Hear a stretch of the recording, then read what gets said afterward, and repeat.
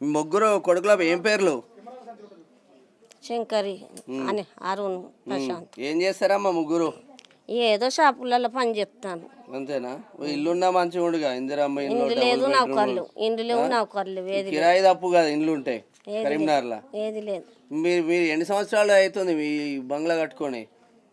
మస్తేం నా పెళ్ళి అయిన నుంచి ఇంట్లోనే ఉంటాను. అంతేనా? అప్పటి నుంచి ఇప్పటివరకు ఇట్లనే ఉన్నాయి. కూలిపోతా అంటే మళ్ళీ రేకులు వేసుకుంటున్నావా? కవర్ కప్పుకుంటాను.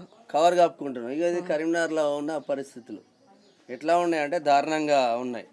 2000 పెన్షన్లు మాత్రం ఉన్న పెన్షన్లు కట్ అయినాయి. ఇక మళ్ళీ రావు. ఎప్పుడు వస్తాయో తెలియదు.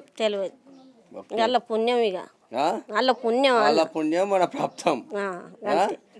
ఆయనకి ఎందుకు కట్ చేసిండ్రు? ఇద్దరు కట్ చేసిండ్రు. ఆయనకి ఎన్నడో కట్ అయినాయి. నాకు ఎందుకో ఇది ఒక్కింట్లో ఇద్దరికి ఉన్నాయనా మరి ఏమైందో వాళ్ళు. మరి ఒక్కింట్లో 3-4 ఎమ్మెల్యేలు అయిన కాదు ఇంట్లో బండుగా అసొంటోళ్ళకి అవుతాయి.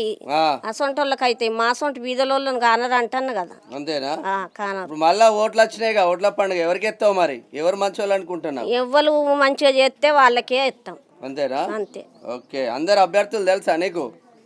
వచ్చిపోతున్నారు అందరు 2500 లేవు ఇంటింటికి. పింఛన్ కట్ అయింది. ఉన్న గుడిసెలానే ఉన్నది కానీ ఇల్లు రాలే. కరీంనగర్లో ఇట్లనే ఉన్నదా? మొత్తం అట్లనే ఉన్నదా? ఉన్నాయి గుడిసెలు ఉన్నోళ్ళే ఉన్నాయి, 4-5 ఉన్నాయి. ఈడ మెల్ల 10 మంది దాకా ఉన్నారు ఇండ్లు లేని వాళ్ళు. కిరాయిలకు ఉన్నోళ్ళు పట్టి అంత మంది ఉన్నారు. ఓకే. అందరు కిరాయిలకే ఉన్నారు.